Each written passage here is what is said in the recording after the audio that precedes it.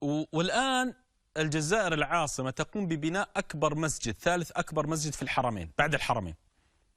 الجزائر الآن تقوم ببناء أكبر مسجد بعد الحرمين، يعني هو رتبته الثالثة، اسمه المسجد الأعظم.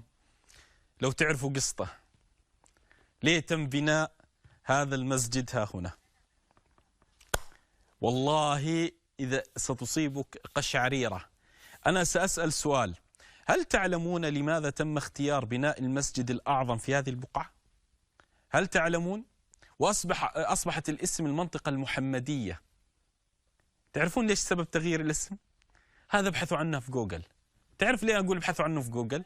رغم أن لا ابحثوا عنه في جوجل، سهل أقولها أنا في 5 دقائق و4 دقائق، لكن حتى تبحثوا عن الجزائر أحيانا أنت تعطي الطرف خيط يأتي لماذا تم اختيار المسجد الأعظم في الجزائر في هذه المنطقة المحمدية، واضغط وابحث سترى العجب العجاب وتقرأ تاريخ ما جرى، فتم اختيار المسجد ها هنا. مسجد يحوي أعلى منارة، المشكلة منارة عالية جدا.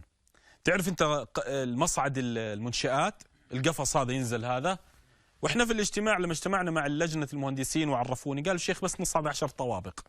يعني هذا القفص اللي تشوف تحت وفوقه وتشعر انه معلق، لو زاد الوزن تميل. لا ما 10 طوابق انا حسبتها يعني كم 20 متر 30 متر اوكي كسور.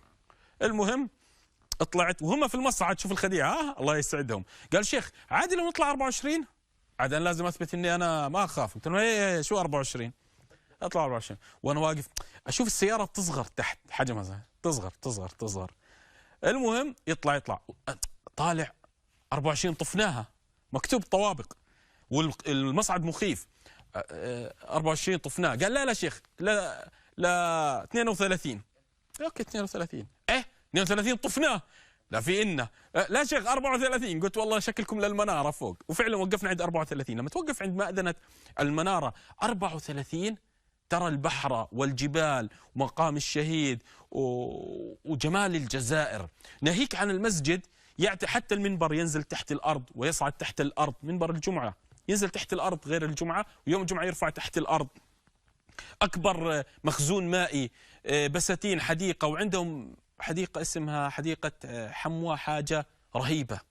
يعني الجزائر بنت حضارة مجد بالدماء، وبنت حضارة مجد بتراثها وتضاريسها وجمالها وجبالها وبحارها وأنهارها، وكل هذا يجمع بطيبة شعبها، بطيبة شعبها. يعني تجدهم فعلا طيبين. لهذا ضيافتهم لي ليست من أجل وسيم، لا تظن أن هذه الضيافة من أجل وسيم، لا، هي هذا طبع الجزائر، هذا هو الشعب الجزائري يرحب بالضيف كأنه هو صاحب الدار. لهذا أقول يعني للشعب الجزائري حياكم بياكم، بحبكم بزاف ولا بزاف أحبكم بزاف، أحبكم بزاف، وربي يعيشك، ربي يعيشك. يعني كلماتهم جميلة والله. الشعب الجزائري لما يتكلم تستمتع.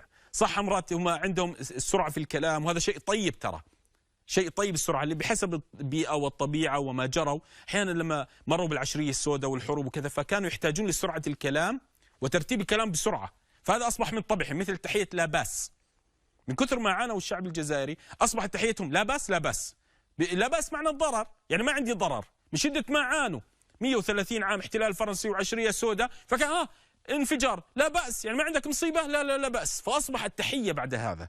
فالشعب